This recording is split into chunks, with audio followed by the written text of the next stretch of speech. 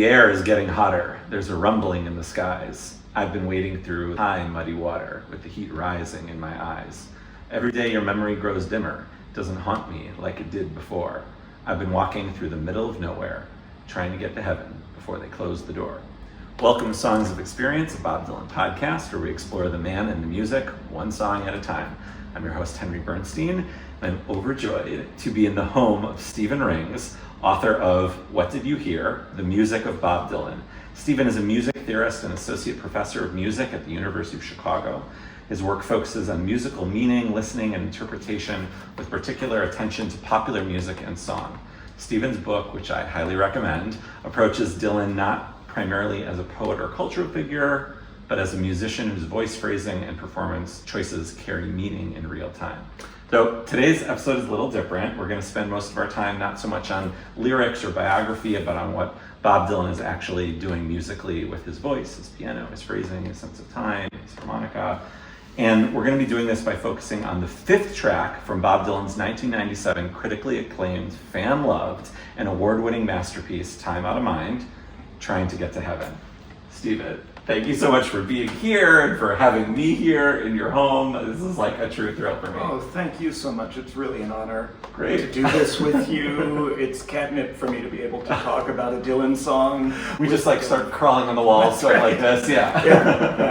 This is a real honor. Thanks for having me. Amazing. Well, before we get into the song, which I'm always like overwhelmed when a guest picks a song that I just love so much, and when it's an album I haven't tackled yet. So we're thrilled to be talking about Time Out of Mind, which sort of speaks on its own as a Bob Dylan masterpiece. I mean, I could say the same for Empire Burlesque and Max Outloaded, but this is kind of in a different realm. But before we get into that, Stephen, what is your Bob Dylan origin story? How did you get into him? So I grew up in Minnesota, like Bob Dylan, but I grew up in a different part of the state. So he's from the Iron Range in the north. I grew up in southeastern Minnesota, a place called Rochester. Kind of a different world.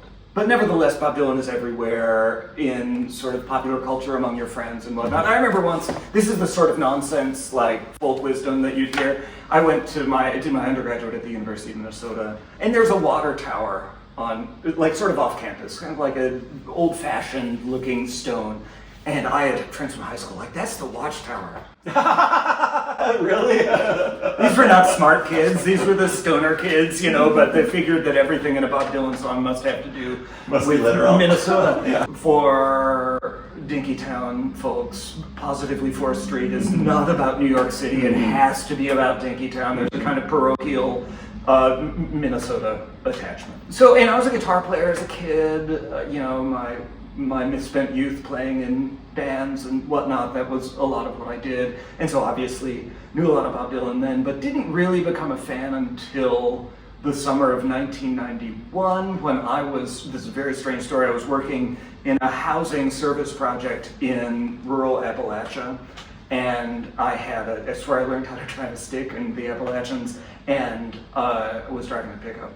And we had one cassette, which was Blood on the Tracks. Oh, nice. And so I just listened to Blood on the Tracks all summer. On cassette? On cassette. Right. Yeah, those were the days. Wow. So After what song does it flip? Do you remember?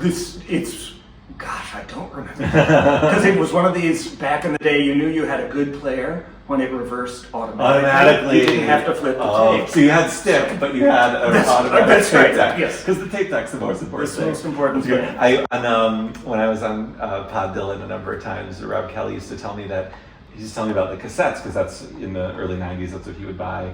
And I came later to Dylan, like in the early 2000s, CDs and such, but sometimes they would mess with the track order. Oh yeah. And so like that was like a revelation to me. Like I didn't know that was a thing. Yeah, so. Exactly. Yes, you gotta know what version you have. Right, sure. Amazing. So then from there, did like having Blood on the Tracks, was that like your gateway drug? That was my gateway. Yeah. But then it was sort of gradual, and I didn't see him play for about another 12 years.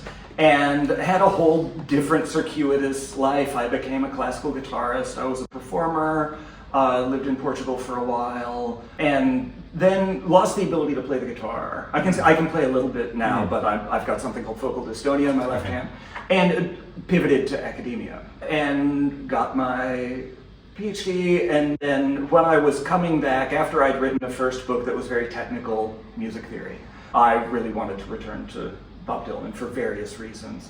And so did that around the time I started here at Chicago, which is 20 years ago. Oh, wow. Okay. So, I mean, I started work on this book in earnest about the research for it about a dozen years ago. Wow. 10 years ago. So this has been like the labor It's of long, love for the last... It has been. for- And, yeah, and, you know, occurring at midlife with all of those challenges. You know, it takes longer to write with a bunch of kids underfoot and so forth. Totally. But, yeah. Would you say that working on a sort of technical musical book about Bob Dylan increased your fandom or interest in him, or was it kind of a slog where it's like, oh, more Bob Dylan, I got to get through this thing, or was it somewhere in between? The first one, 100%, and I'm not saying that just because this is your show. No, I mean, I went from being a fan to being kind of an obsessive. It's just sort of took like a virus, you know? Like it would unlock things, like Yeah, you and hear I would, something. and I would get puzzled about something, curious about something, and there was so much such a massive archive. Not just a recorded archive, which is massive, but a huge literature. Right. And I mean, fan literature, fan discourse, so much to dive into that I honestly never had a point where I was like, I'm sick of this subject. I did have moments early on, especially when I despaired of really finding a good way to talk about it.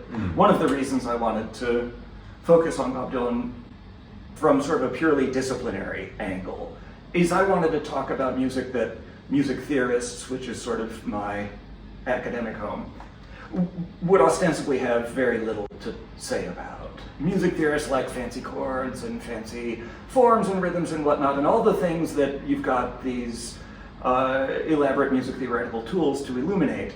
Dylan's music doesn't do it that much. And it does a whole bunch of other things that are exceedingly complex and slip right through your fingers. Right. And so I wanted that challenge. And there were times early on when I despaired. I said, oh, why did I? What have I got myself into? This is much harder than I thought it was going to be. So That's sort of how it is with Bob Dylan. You think you have like an idea like about this sort of simple thing, and then it like the floodgates open, and it's like, oh my gosh. Wow. Yeah, That's exactly. incredible. Well, let's get into the song because we're here. Some stats about the song. Time Out of Mind was recorded in early '97 and released on September 30th, 1997. I always love when I share these stats how quick the turnaround is between recording and release. Like Bob gets in there, does his thing, gets out. Gets it out the door. That live band feel, you know. Trying to Get to Heaven features Bob Dylan on vocals, guitar, piano, the only harmonica on the album, which I'm sure we'll get into. And the musicians on the track include Bucky Baxter on acoustic guitar and pedal steel, Cindy Cash Dollar on slide guitar, that's like an all-time great slide guitar name. Jim Dickinson on keyboards, Tony Garnier on bass, Jim Keltner on drums, Augie Myers on organ and accordion textures, Duke Robilliard on electric guitar, and it was engineered by Mark Howard. So one of the things I love about the Time Out of Mind credits is all the names of people who have come and go in Bob's world just in modern times, like since then. Like Keltner was back. Duke was back briefly. Duke Robilliard, I saw him on I mean, and Tony Garnier is the one sort of constant throughout. So, Stephen, why this song? Well, this was an itch that I wanted to scratch for a while. And honestly, the main reason initially was because of this. He's done a few different arrangements of it, about 4 live. And there's one that he settled into shortly after the record came out in 2000 and 2001 that I think is just marvelous. And I always wanted to dig into that and figure out what's going on about it. But then it took me back to the studio recording also and reminded me of something that I really love in it. There's this little door that opens at one point in the song, and that's the door he goes through in 2000 and 2001 for this lovely kind of jazzy arrangement. And that's, of course, the one that appears on both Telltale Signs from 2000 and there's another on Fragments. Yeah, there's the same one is on Fragments again, but then there's an additional one on Fragments as well from 2000. And then there's also the different versions, the studio versions on Fragments too, which have like slight variations. I mean, maybe one thing I can say about that. So the first one, I should also mention there seems to be confusion in the Fragments booklet notes. which is rare for the bootleg series. I think generally it's pretty accurate. But it calls the one on January 19th version 1 and the one on January 12th version 2, which I think is exactly... I mean, unless there's something about studio version numbers that I don't understand, like we record version 1 a week later. Time travel. Yeah. At least this is how I remember looking at it. Folks might look and say, no, Steve is wrong. But the first version is in E major, which is a home base for any guitar player. Right. It's very similar to G. Right. Things have changed as in E minor. That's right. Yeah. Yeah. It's an easy place for guitarists to slot in. The next take and the album take are in E flat. So this is a semitone lower, and E flat is not a friendly key for guitar players. You can capo, and some people will do that. I don't believe what Duke is playing doesn't require a capo. I can show it. But I think what happened is that Dylan was unhappy with the first version and went to the piano. Could you play the difference between the E minor and the E flat? So E major is here, E flat is here. Okay, so it doesn't sound that much different. I'll just play the basic chord progression in both keys, and then I'm going to play where the real difference is. So this is the air is getting hotter. This is in E major. Now the part that I love, and this is where I want to go, is every day your memory grows dimmer, it doesn't haunt me like it did before. I'm just walking through the middle of nowhere trying to close the door. But it's that B section. In this E major version, rather, he does this. Each day your memory grows dimmer, it doesn't haunt me like it did before. This chord is nice, but it's not as good as the chord in the eventual one. And that's where things light up for me and where this song really opens up. So in the eventual version, we go down a semitone. The guitar players are grumbling that they've got to E flat. The air's getting hotter. There's rumbling in the sky. Waiting for the high muddy water. Heat rising in my eyes. That's the chord. That's so yummy, that chord. It's so good. Yeah. So this is almost like the chord the first time, but he's changed the bass note. And this is such a piano thing to do. It's not really a guitar thing to do. The right hand is playing this chord. This is a C minor chord. Okay. Anyone who's played a lot of piano, you will have played this thousands of times. But you've got this hand free, waving free. You can change the bass note really easily. And so instead of playing a C under it, this would be equivalent to that E major version. He plays an A natural. And this makes a kind of chord that you don't often hear in Bob Dylan. Jazzers would call it a minor 7 flat 5.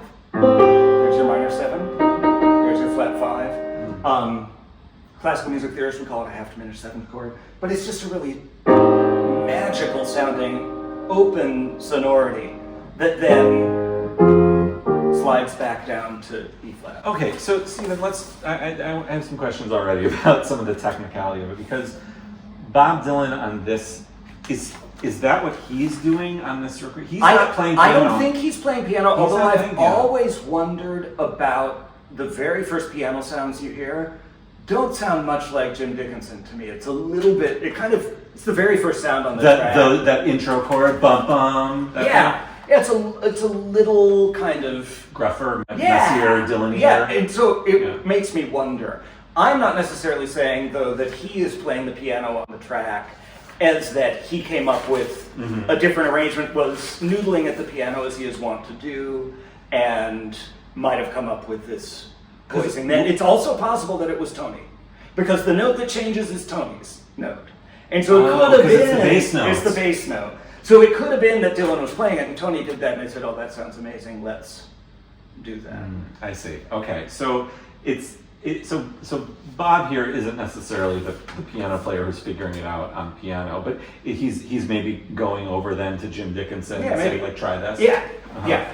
And then this becomes, until 2017, when there's a totally new arrangement, this chord is always there and often gets a kind of halo around it and how the musicians play it. Okay, what do you make of, from those opening lyrics? Yeah. You kind of alluded to it, that you said there's kind of an opening of a door. Do you make a connection between those opening lyrics to what is happening musically in terms of the chord progression? Because, so this is a lyric and a verse that's just set up in a pretty standard AABA kind of form, where we have a B section that's where this fancy chord comes in and where the harmony really gets sort of Hollywood. Just a little hint of Hollywood. And this is where the lyric turns toward the second person, turns toward you. Okay. First, it's, about him sort of wandering through the wasteland that is this record. The air's getting hotter, there's a rumbling in the sky, all these kind of apocalyptic images, wading through the high muddy water, heat rising my eyes. Every day your memory grows dimmer. Then it shifts. Then it's sort of like we realize what is possessing him. This fixation on his past. Graylee Heron has this wild reading of the whole album that you may know is that he's murdered someone. And he's on the run. Right. He's on the lam at the moment. Right, which I love after thinking about that and thinking of Make You Feel My Life and like this crazy obsessive murder song, not what Adele is singing at all. Later. And one thing that I feel bad about, I didn't encounter Graylee's book until after this was in copy editing. And so I feel bad about it. It had come out slightly before that. And I wished I could have. The Make You Feel My Love reading is just delightfully perverse. Yeah. As sort of like a Sting, I'll be watching you. Yeah, that's right. Yeah, exactly. And there have always been lines in that song that have seemed overwrought and creepy. Right. But it's so often performed in this saccharine way that you wouldn't know it if Garth Brooks is singing it, or Adele is singing it, or Billy Joel. Joel. Yeah. But in any case, this is where the lyric turns, where pathos comes through. And pathos comes through in the harmony as well. Also, my favorite line, quoted all the time, you think you've lost everything, you find out you can always lose a little more. Also at this point in the verse.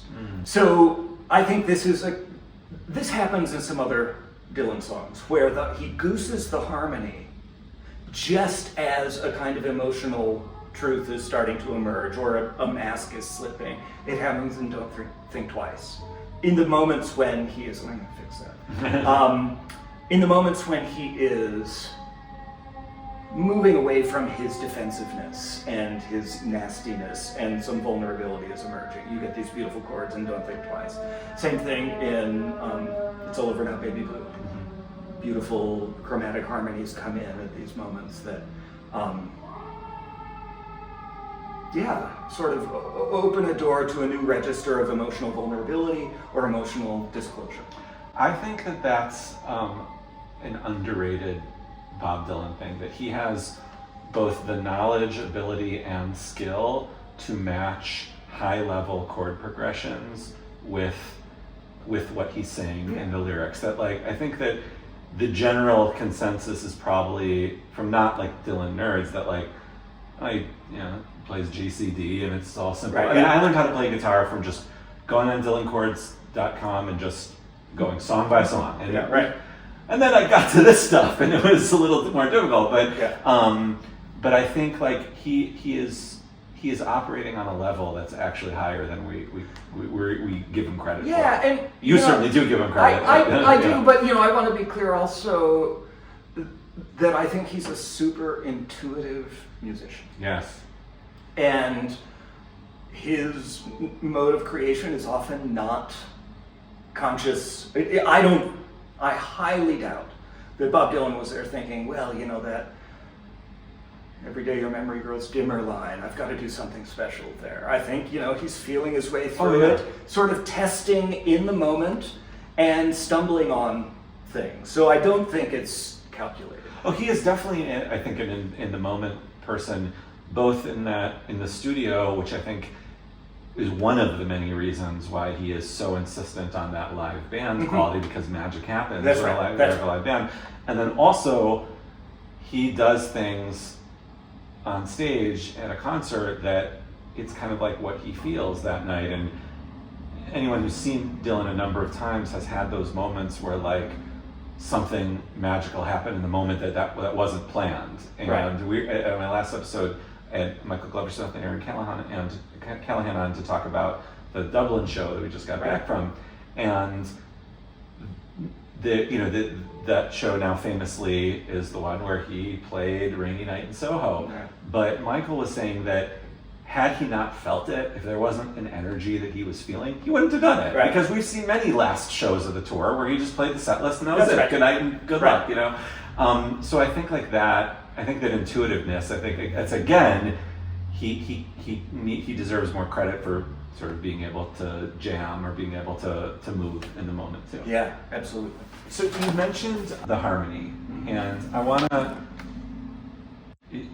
Apologies for those who were on the Bob Dylan book club call when I got a chance to ask Stephen about chapter 1 a little bit. But as you know, Stephen, I'm obsessed with this idea that Bob Dylan is more often than not singing the harmony, often above whatever the melody is, a higher harmony, in many occasions. So it's like I sort of started thinking about this when I was listening to a lot of live stuff in my Bob Dylan onboarding in the early 2000s with those gorgeous 3-part harmonies with Dylan, Charlie Sexton, and Larry Campbell, and where Bob is often one of the ones singing the harmony, like Charlie's often singing the melody, and then and I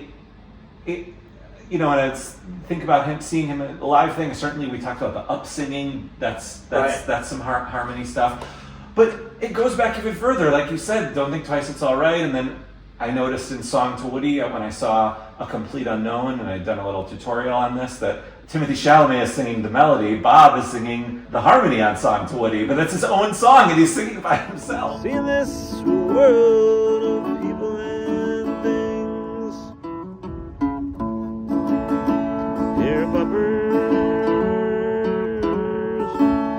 and peasants and princes and kings.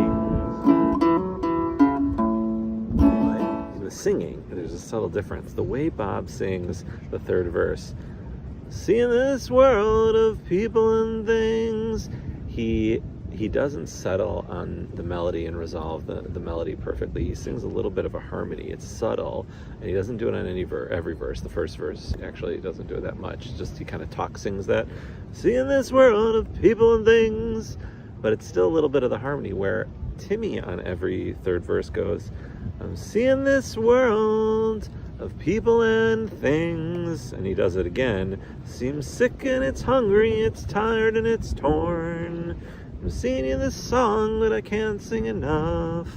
Yeah. Are there examples of that in this song? I know for sure on the 2000 version. Yeah. If you want to get into that. So, it depends on what we decide is the melody of the song. Okay. So, in The air is... It's, I'm sorry, we're in E flat. This Roman in the sky is right here. So, and then each day your memory goes dimmer and so on. I tend to think of that as the melody proper. So I don't know that he's necessarily singing a harmonic line separate from it. This 2000 version is a different story, and here I think your idea really applies. In 2000 and 2001, he starts doing the song in C, and does totally different chords for a large part of it, although my favorite chord is still there. And the way he sings the melody is different. I wonder if you and I can listen to it now, whether we include it, you can decide. Yeah, for sure. So, The air is getting harder. yeah, correct. There's a rumble in the sky. Right. I'm singing through muddy waters. Right? You got it. That's certainly a harmony. Harder. Right. Yeah. So there, I think he's not singing anything really that seems like the melody. No. Certainly not the melody from the record. The air's getting hotter. There's a rumbling in the sky. I'm going through the holiday water. And then it's over this chord progression that's this magical series of harmonies that are all like that butter chord from that one chord. It's sort of like the whole song is now infused with that spirit. Yeah. So one thing that I think is super cool here is on the studio version, the initial chords are really simple. 4, 5, 4, 1. This is in E flat. Those are 4, 5, and 1 are the most common chords in any key. And it's only when we get that we get something unusual. Here's what we have. Now we're in a different key. Apologies, it's C. The first chord, F major 7. D minor 7. Half to minor 7th, or D minor 7 flat 5. Right. E minor, A minor. One thing to notice, the chord C, which is the tonic chord, we're in the key of C, we're going to end up there. It sounds nowhere in here. It's only all of these harmonies surrounding it. When you said it's in the key of C, I was looking at the chords, like, it starts in F major 7. How could that be possible? Yeah. Right. And then we get, there's that beautiful chord from the original version. And here for the first time, doesn't haunt me like it did before, we get to tonic, C. But then the final stroke is marvelous. I've been walking through the middle of nowhere, trying to get to heaven before they close the door. So this goes up close. Right. But then does resolve on does C. eventually He does resolve. make it back there But somehow. it delays, and there is the sense that there's sort of an additional rueful layer to the affect here. He's not pounding on the door, sort of wistfully hoping for it. And so we delay and we go to that beautiful F minor chord right there at the end. And so I think that plays into his hopping around with the vocal line, where he's really not settling on the melody at all, and instead playing a sort of like, this is coming from one, this would be like the alto part, and that's the tenor part, he's kind of leaping between registers in a way that you would never write a melody. I mean, one would not typically write a melody that leaps around that much. This is pre-Love and Theft. This is pre-up-singing. This is like in 2000. Up-singing is going on. He's already doing it? It's going on, yeah. I sort of think of it in like the 2009 to 2012 era. There's quite a bit in the early 2000s. But in 2000, he's still riding the wave of how amazing this album was received. Right. Awards, fans, charts. Like, he was making money off of this album in a way that sort of the end of that era, and in the late 90s, right? And his singing is just gorgeous here. That he's singing that harmony up there the whole way through. And I don't know, Stephen, we talked a little bit about this, but is there anyone else who can sing harmony by themselves and it sounds like it's supposed to sound like? I don't know of any other singer like Bob Dylan in that way. I can't really think of an example of someone like that. And to be honest, until we talked a couple weeks ago, I had never thought about it in these terms, and I love the idea, because there is often a sense that there's a kind of phantom melodic presence there that's not actually being sounded, but that his voice is to this side or that side of it, above it or below it. And I can't really think of other singers who especially work that way. I would have to work at it. I wouldn't even know how to sing the melody of whatever that is along with him. Yeah, right. It's just, he's unlocked something. And in your book, of course, you talk about the difficulty in singing with him, the sort of up and down of Joan Baez over the years, and like there's times where he's singing the harmony instead of Joan Baez, which is like insane, but he does what he wants to do. And then there's that great video of their last appearance singing Blowin' in the Wind together from the 80s, where you see the whole range of their entire relationship in about 15 seconds where like she looks over at him, she's like, what the hell are you doing? Yeah. She walks over, yells at him, walks over, rolls her eyes, Yeah, right. and then settles into this gorgeous harmony with a right. big smile on her face. Yeah. It's like, so it's sort and I also think about that the 10-year Amazon anniversary performance where he's doing I Shall Be Released with Norah Jones, but he's not really doing it with Norah Jones. Right. She's singing and he's singing, Right. but they're not singing together. Right. And I think that's a bad example of the sort of harmony singing. He's just sort of doing his own thing. And I don't really know what my point is, I guess, other than just that, like, I'm just sort of baffled by this. How did he come up with this concept of like singing harmony by himself? Yeah, I'm guessing it's not a concept. I'm guessing in the sense that it was a conscious decision. I'm guessing this is his restless way. Mm-hmm.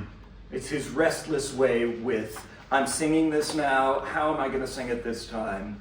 And where am I going to settle my voice? You can hear this sometimes in outtakes when he's trying to figure out, like, okay, if I pick this key, he changes keys all the time. Yes. And sometimes he's changing keys so he can find a place to pitch his voice that feels comfortable.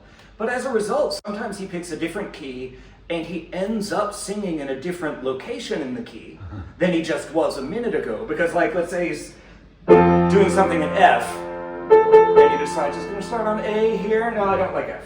Let's do D. Okay, now I'll start on A again, same note, but within the key, it has a different function. It's the third scale degree in one, the fifth scale degree in the other. Mm-hmm. And so I think sometimes it just has to do with what's feeling like the sweet spot in the voice right now, and find a place with respect to a given key where it works. Can I just say one other thing also about Dylan singing with others? I mentioned some of this in the book club a couple weeks ago. I think there's a whole range going from like Dylan and Norah Jones or Dylan and Johnny Cash at one end.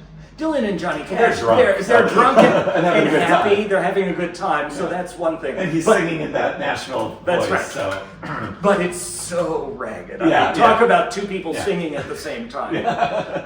Then you've got sort of Baez and Dylan in the middle, like, which I think of as her basically figuring out how to fit with his bobbing and weaving, you know?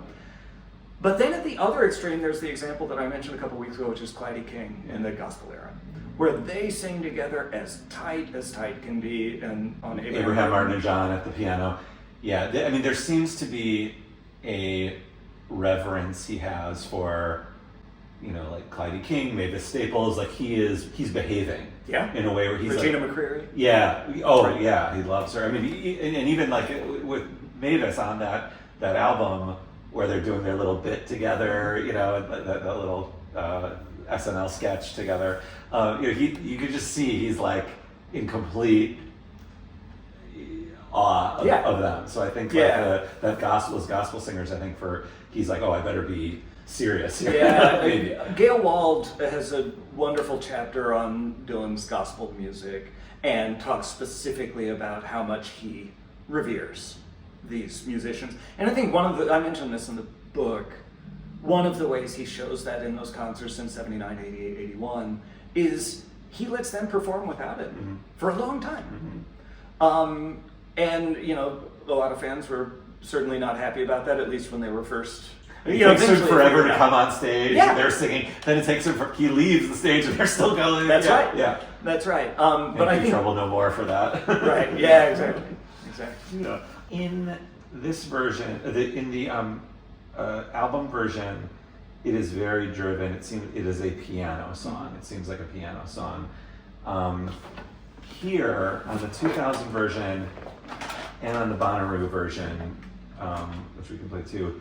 It seems like a guitar. It's driven by the guitar.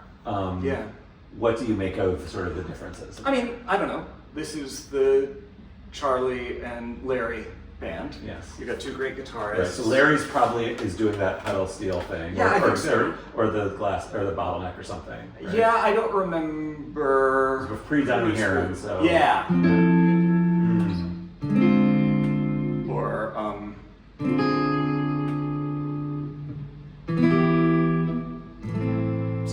playing that. And then, we get that beautiful,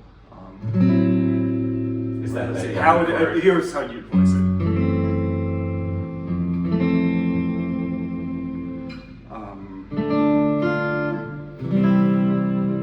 I don't know. I think they had decided on an atmosphere for this arrangement, which was going to be mellower, more of these sort of jazz harmonies, and Dylan would be the choice to play the piano. There's no piano yet. There's no piano, and he doesn't play it in this band, right? And no one else is. So I think that it's sort of a process of elimination in that sense. Also, I'm sold on this performance right here at the opening. Like, oh, that's so good. It's got to be a guitar. Yeah. You've got this very sort of It's romantic. It's romantic. Yeah. It's I think a little bit of would it have been a hit around this time? Remember that song "Wicked Game"? Chris Isaac. Yeah, sure. So like this sort of like romantic twangy guitar or something. Yeah. There's a hint of that in here. But there's always a question for me. This would have been Larry, Charlie, and Tony on guitars and bass. Like they're the ones in charge of the pitches, basically. Mm-hmm. There's always a question for me whose arrangement it was. These might not have been. Dylan doesn't tend to come up with chords like that. No, he's probably noodling a little more. Can you hear what he's doing in that 2000 version? I can't. You can't? I couldn't. I was trying to. It was mostly. There are many chances with this chord progression for bum notes.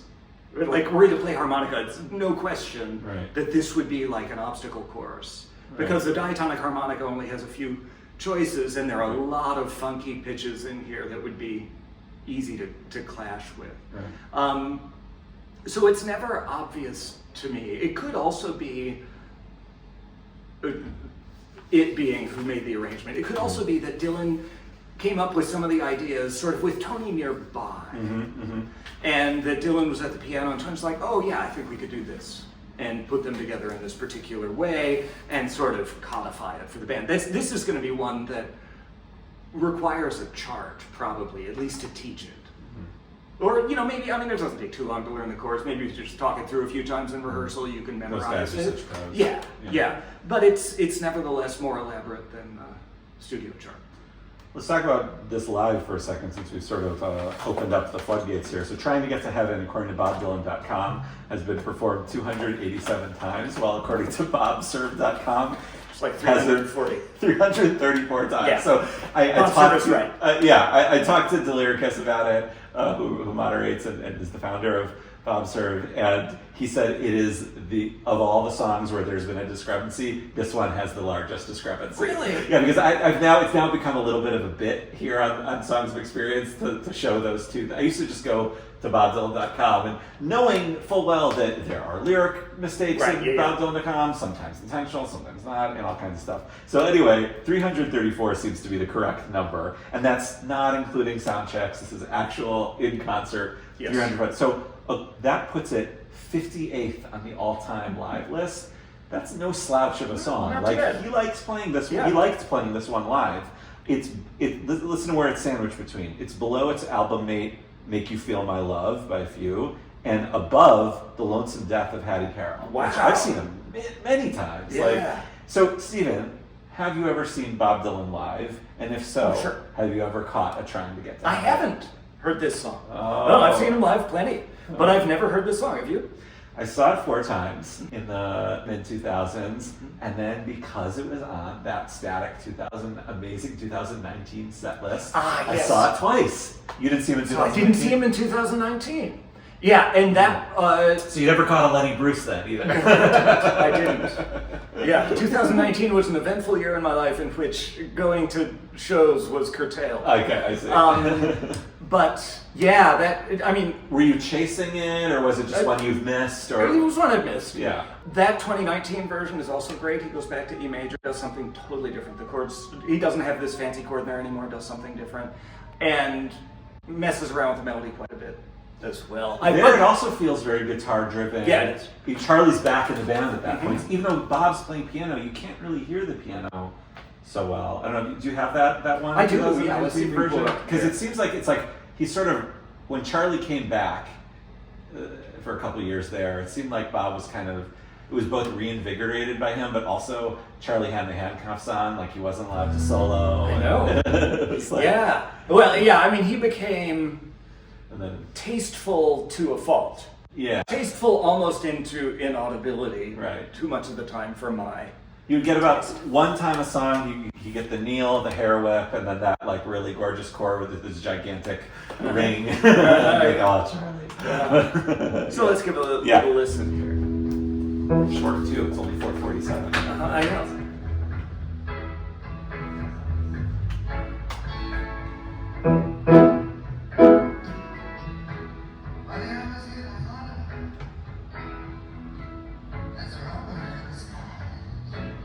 So already different. Yeah.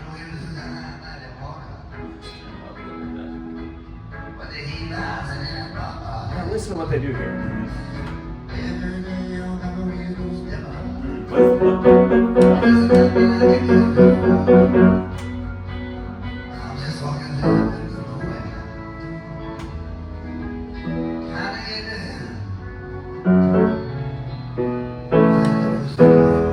What key are they in here? E. E. Okay. So a good, honest guitar key.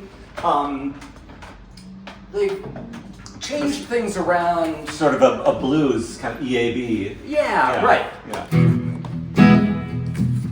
Sort of a Bo Diddley rhythm or something like that, but sort of more down tempo.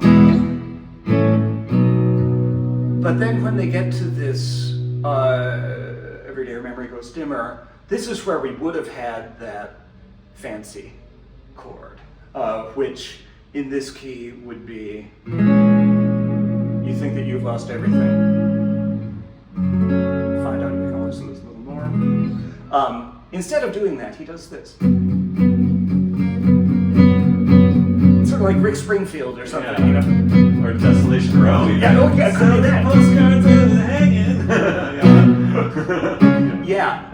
So we're in E, and they've just gone up to an F sharp major chord, which is a little unusual. He does this chord a few times. And there's one unusual note here, which is this one. That's not in the key, but it is in that gorgeous chord from the other versions. This is the note that we call sharp 4, and so it's one of these. It's like a nerve. It's like a sensitive note in the key, and he finds a different way to work it in here, or Tony or whoever is sort of coming up with the arrangement. But this is one I could easily imagine Dylan having completely come up with on his own.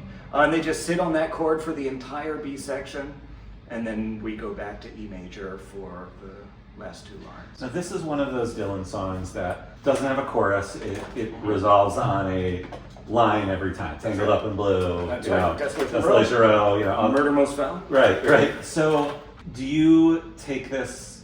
We were talking about the Watchtower and looking at Bob Dylan's songs literally, but is this a song that sort of, to you, encapsulates what was going on for Bob around Time Out of Mind in terms of his heart illness and the near-death experience and like sort of the lore around this album? I mean, even the title, Time Out of Mind, like time's running out, the door is closing, I'm trying to crack it open. Like, is he?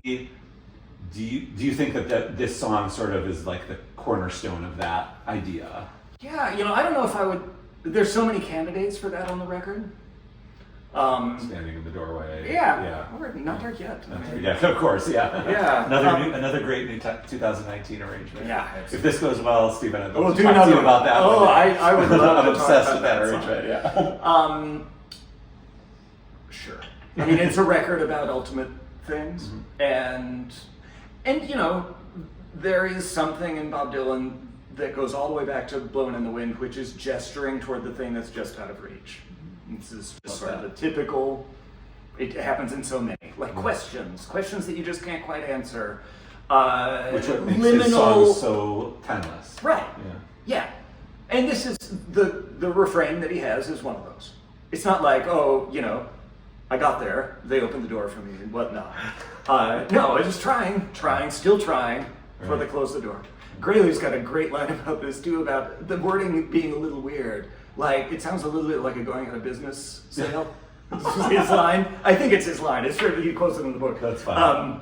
It's like, oh, everything must go, Right. before they close the door, you gotta... Right. So there's something, I think, kind of wry about it. There's the obvious connection to Knocking on Heaven's Door as well. But yeah, the form is a verse-refrain song. Verse-refrain form is present in about, I did a talk a while back on Bridges and Dylan songs and tallied all these things up. About 2/3 of his songs are in verse-refrain form. All that means is that there is no chorus, there is no pre-chorus, there is no bridge. He's not a bridge guy. He's not Taylor Swift in that way. He They're does very have different. he does have He does have just that, but not he as does, common. it's not like a thing. A That's Bob Dylan right. thing. I mean, when you think about the archetypal Bob Dylan songs that you just mentioned, like Tangled Up in Blue, Desolation Row, Shelter from the Storm, Simple Twist of Fate, you name it, these are verse-refrain songs. You've got a florid verse with lots of detail, and then it's always going to lead you to that line, but one of the pleasures is you never know exactly what angle Right. you're going to approach it from. I mean, it's a different. It's sort of two different ways of storytelling through song. And if I can mention her again for a moment, Taylor Swift. So she is such a master of telling stories, both linearly and sort of just referencing things, but through mostly versed chorus, killer bridge that knocks you on your and then back to the familiar chorus that now all of a sudden feels totally different. Right. Like it means something else after Having the gone to the bridge. Right. Dylan, though, he tells stories. Tangled Up in Blue is such a cinematic story, for example, and it always ends with that line that feels both. It's like coming home. It's so secure, and that also it means something different after each of those little mini stories, Right. I think. And so, just as one little other Taylor Swift aside, I'm sorry, but I noticed that Trying to Get to Heaven is track 5 of this album, and I don't know if Bob Dylan is and was how specific he is with where he wants track placement on albums. I've always wondered about this. For Taylor Swift, track 5 is always a heartbreaker. It's always one that just absolutely crushes you. And I had never noticed this before, that this was track 5. I was like, I wonder, because this is such I'm so deep embedded in this album by the time we get to Trying to Get to Heaven. You are in this world of Time Out of Mind that everything to me is in black and white. I'm just it's a little smoky and hazy, and I feel sad but also hopeful. And so I don't know. I don't know if there's anything there, but I always wonder about Dylan's track placement. Yeah, I do too, and I don't know how much that has to do with producer. I would imagine, this is of course famously his last one, where he has a producer who is not himself. Right, and it famously didn't go so well. Like arguments in the parking lot and so forth. Right. So I would imagine producers also have a hand in tracking. Lovesick has to be the first song. Highlands has to be the last song. Right. Trying to Get to Heaven could not be the first song. No. Lovesick sets up, and I wish I could think of what key it's in. E minor. E minor? Yeah. Another E minor song. But imagine that it's in organ, right? These sort of But when they did it live, it was in guitar in those days. Yeah, right. Yeah. But it establishes this sort of ominous tone right away. That opening line, I'm walking, that Right. gravelly Right. voice. Yeah. So it obviously has to be first. Beyond that, I think often it's a question of contrast, and Cold Iron's Bound is going to be it's not going to be next to another banger, Right. There's going to be a banger, and then there's going to be something that's held back a little more. I think he does this in set lists too. Yes. He has a good sense as a showman, as a song and dance man, what works. Don't string together 6 ballads or 6 whatever you want to call them down-tempo songs. It's going to be a drag. It's going to start to sag. You got to get Summer Days in there, or something like that to pick up the energy. Even now, with the Rough and Rowdy Ways tour, which is, a very specific type of thing. Right. There is an ebb and flow. We've noticed, Mike and I noticed that like there's a lot of pairings of songs together, like It's All Over Now, Baby Blue with I've Made Up My Mind to Give Myself to You and things like that. Having Desolation Row and Key West so close together just like crushes me. But Desolation Road now in a more sort of jaunty it's an upbeat, like kind of bluesy. It's not a dreamy, like surreal 1966 whatever. It's sort of closer to that like Forest Hills funny version. Yeah, right. That people are laughing at. Yeah. Interesting. Can we talk about the harmonica? Sure. Yeah. Okay. So it seems like he goes away. He goes away from harmonica. He comes back to harmonica in over the decades live, and certainly like there was a long period where it's like, is he ever gonna play harmonica again? And like even in the 5 years of the Rough and Rowdy Ways tour, it was like no harmonica until Every Grain of Sand, and then all of a sudden to open I've Made Up My Mind to Give Myself to You, he's playing harmonica, things like that. Right. We just saw him recently in Dublin. He only played it twice, I think, maybe 3 times. The harmonica on this, it's the only harmonica on the whole album. And like, that just sounds insane. Like a Bob Dylan album that only has one harmonica song. I think Rough and Rowdy Ways also has that. Yeah. What do you make of their harmonica playing? The very simple... The one note? Yeah. I don't know, I think it's great. I mean, it kind of works, right? It's very faint too. It feels like it's underneath. Yeah. Maybe it's underneath that Lenoir stuff, but... I don't know. I mean, I later thought, there's a chapter on the harmonica in the book, and I later thought, I wish I had talked about this solo. It's the only one I know that's almost a one-note solo. He later breaks out. He breaks out right at this moment, That's the moment where... Can you play the little note that's happening? So this is what he's doing. I can't really play both. Yeah. Okay. Yes, that's perfect. But then he goes up, up here to the C when we get that lovely chord that I keep talking about. Yeah. So that's a moment where I think it really sort of breaks open. One thing I write about in the book is I talk about eloquence in his harmonica playing. Not all of it. Some of it's wild and wall-to-wall. I'm thinking of like 1966 first set, acoustic sets, where solos are just like sweeping and chugging nonstop. But especially later, Every Grain of Sand, the studio version, is a great instance of this. He will sometimes go into a very reduced style of harmonica playing, where it's a style of subtraction, doing less, not more. If you can think of that solo in Every Grain of Sand on the record.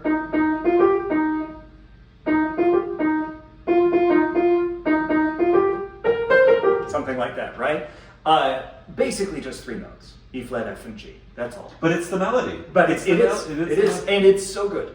It's like, if he overdid it, it's such a delicate song, It's sort of, You could. It's like a butterfly. If you're like, you can't step Don't touch on its it. wings. Yeah. This song, it strikes me a little bit that way. That the subtraction makes the negative space, the notes he's not playing, that much more charged. That's a very Bob Dylan thing, what he's not playing often. Yeah. Especially right now and live, like with these sparse arrangements of just him and piano and a little bit of like drums, kind of in free time.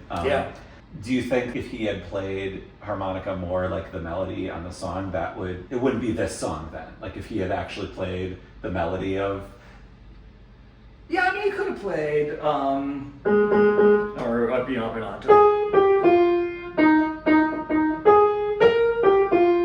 He Rise Into My Eyes. There's something... You could do it. I mean, it'd be easily done on an E flat harmonica, but I think it'd be kind of a bummer. This seems to me, the one note thing, sort of like the harmonica version of, what you've been talking about with singing, a harmony pitch rather than a melody pitch. It's also a little bit like what the viola player would do in a string quartet or something. That's like a viola note. The viola player doesn't get the melody. They get something down in the insides, and that's kind of what that pitch is like. Interesting. First, why do you think he chose to not have any other harmonica on the album?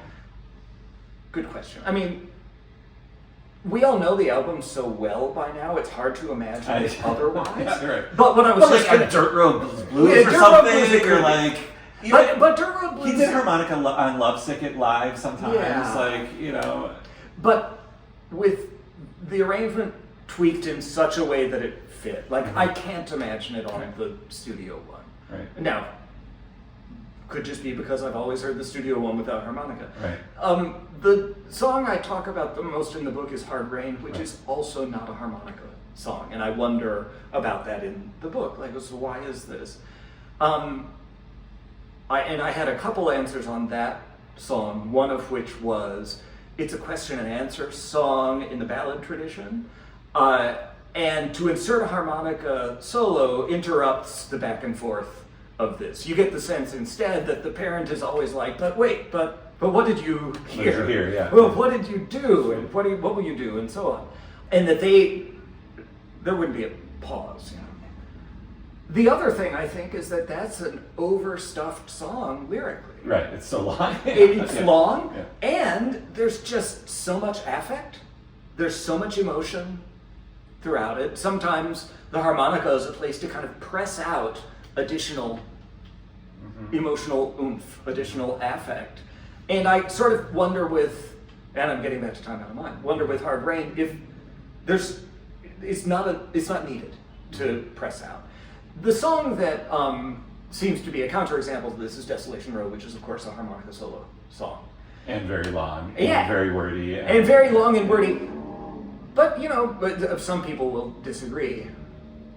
I don't know that I think of Desolation Row as, it's not a heartbreaker of a song. It's a surreal song. Yeah. It's like a Bosch painting. You know, it's overstuffed with fantastical characters. And early on, it struck people as funny, rightfully so. Yeah, but the it's version not has one... the Spanish guitar on it. Right, yeah, which is exactly. so, like, Exactly. ethereal. With Charlie yeah. McCoy. Yeah. It's not a tearjerker No. of a song. I mean, it's got It does make it's me got cry its when moments. it makes me cry every time I hear it. Yeah. That's just because it's a favorite. Yeah, it's a wonderful song. Yeah. But it is a harmonica song. Tambourine Man, also Right. a harmonica song. Yeah. The same thing. It's long like you song. kind of have to have harmonica in that. Yeah. Yeah. So the Bonnaroo one is the pedal steel or the slide guitar or whatever. It's not, I don't think it's Donnie Herron yet because I don't think it's there It yet. could be. Is It's it Bucky 2004. Baxter? Well, 2004. 2004. It's Larry. I think was still there. It's the end of Larry's Yeah. tenure, and so he's either playing like a slide or a but it seems like very driven by that. This is the one. So they're basically about 4 arrangements of the song. Right. This is the second big one. Oh.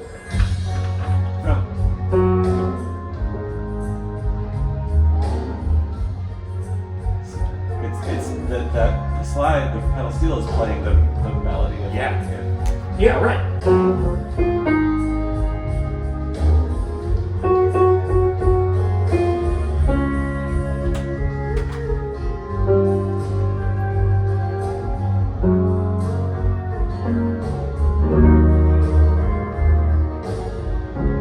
Okay, so we've got the Bonnaroo we're listening to right now. Bob Dylan on piano and harp, Larry Campbell on guitar, slide guitar, cittern, pedal steel, fiddle, Stu Kimball on guitar, Tony Garnier on bass, George Russell. So Larry is playing pedal steel here. Yeah. Just to be clear, that's Yeah. a pedal steel. Yeah. You can tell from the bent, that's the use Yeah. of the pedal there. Yeah, I mean, he's a fine pedal steel player. And this is very slide forward. Yeah. This arrangement. Oh yeah. That's what I was saying. It seems like this arrangement is kind of around that. What did you find? What differences did you find? The other ones we didn't talk about was the one from, was it Italy or? Yeah, Trento, I think 2008, So I let's- put let's- on there. This one is actually quite close to the studio range. Yeah. It's just a whole step lower, and I think the main thing is how prominent the pedal steel is. The one from 2008 has a really interesting different arrangement where the melody is totally different. This is another one where you might make the case, following your thesis, that he's singing something harmonic rather than a melody line.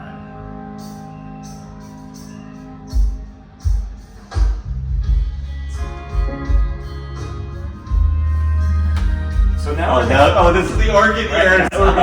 You can hear it. We're in A flat, another non-guitar key.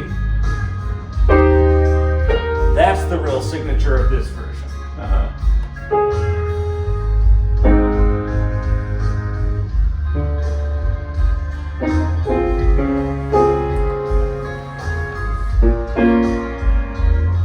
But you really get the difference when he starts to sing, where we get this. Oh yeah, yeah. The air's getting hotter. That's this one. Right. Yep.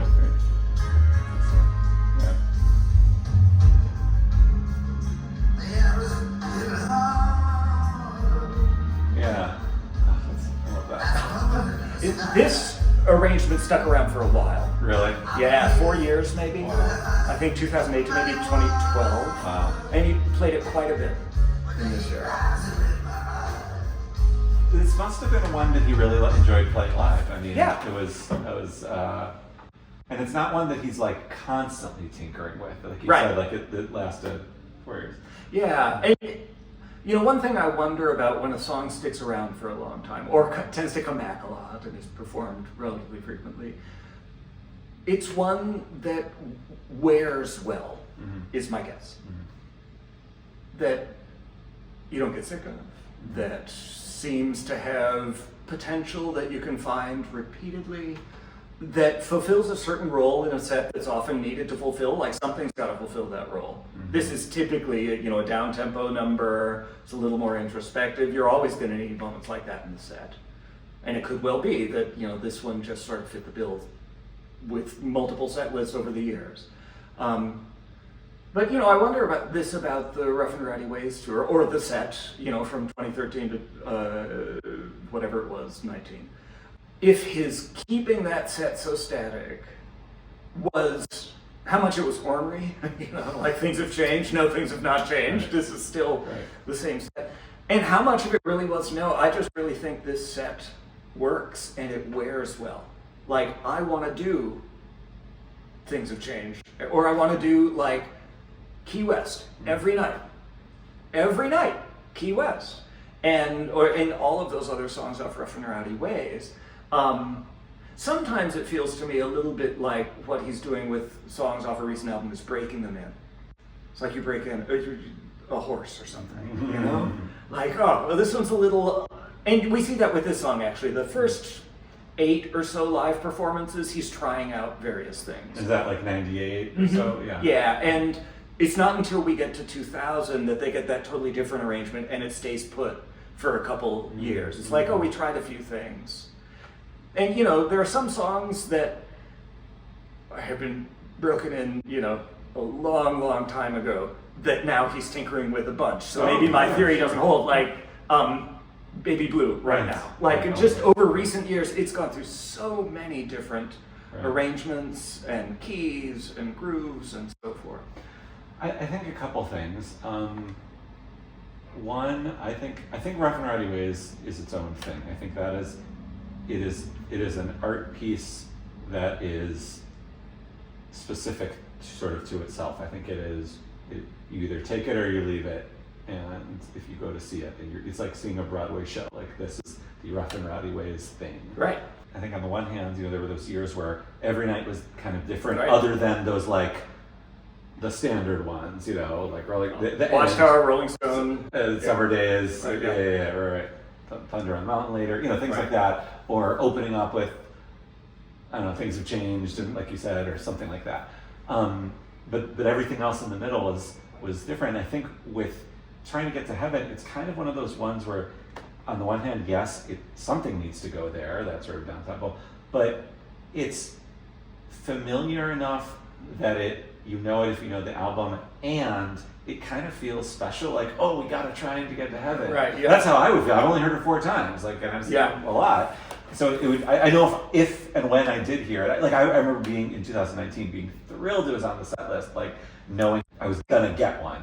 And I think 2019 was the sort of the tryout for the live rough and rowdy way thing. And so I think that like Bob kind of liked that. Like, what if I could do, and I think that led to Shadow Kingdom, which then Right, sure. sure. So I think Bob kind of liked that Shadow Kingdom thing. Like, oh, what if I can present a whole finished piece together without these little things? So I've always thought of the Rough and Rowdy Ways tour as at least early on I did, as the Shadow Kingdom / Rough and Rowdy Ways tour. Yeah. Because the songs that are earlier songs that he brings back, at least initially, are very much in the style of the Shadow Kingdom arrangements. And, this is it was a COVID project that allowed him to breathe life into these songs again, and then he's preserved that spirit for a while. Yeah, it's amazing. Stephen, is there anything else you want to say about this song, or about your book, or about? Did I ask you enough questions about the book? You did. Plenty. I have to say, like, this book, we were talking about Bob Dylan as being, Bob Dylan books and all over your apartment. I'm noticing things. Oh, I have that. Oh, I don't have that.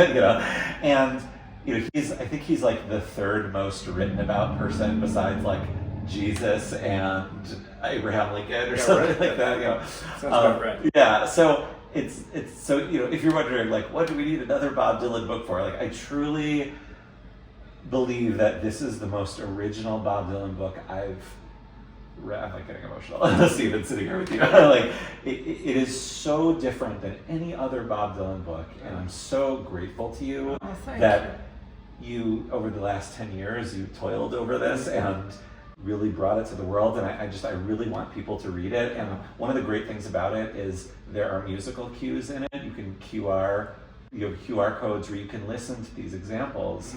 And whereas on my podcast I can't play examples, reading your book you can. Even this morning I was reviewing my notes and going through some stuff, and I was telling my family about it, and my wife was like, "Really? There are QR codes to listen to the it's like."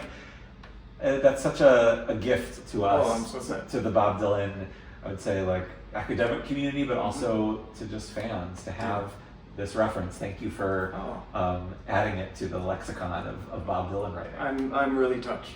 Thank you. I mean, one thing that I say in the book, and it's very much true, is I've learned a ton from the Bob Dylan fan community. It's a very loquacious community. There's a lot of writing, fan writing, reviews. You've got Boblings up here. There's a paper to be written about the genre of the Bob Dylan concert review as it's sort of taken shape on Boblings. And so it is gratifying and heartening to me if folks within that community are also reading it, because I've learned a lot from fans. There are fans out there who have seen so many more shows than I have and know a ton, and I have a lot of respect for it. So I'm thrilled if this can add a little bit to the conversation. Great. It adds so much. Where can folks find the book or find you, and if they want to talk to you or at your favorite bookseller? It's 57th Street Books here in Hyde Park. There are copies on the Seminary Co-op front table in Hyde Park. I just saw. It's available all over the place. So and I'm the website is called soundingbobdylan.com. Once I get past the launch here, there's going to be some new content coming out on there. I'm going to have some talks that I've given, other little think pieces and so forth. So that's going to be more of an entity in itself in the coming months. Great, thank you so much. So the book is What Did You Hear? The Music of Bob Dylan. We are here with Stephen Rings. Thank you again, Stephen. This was great. Thanks so much, Henry.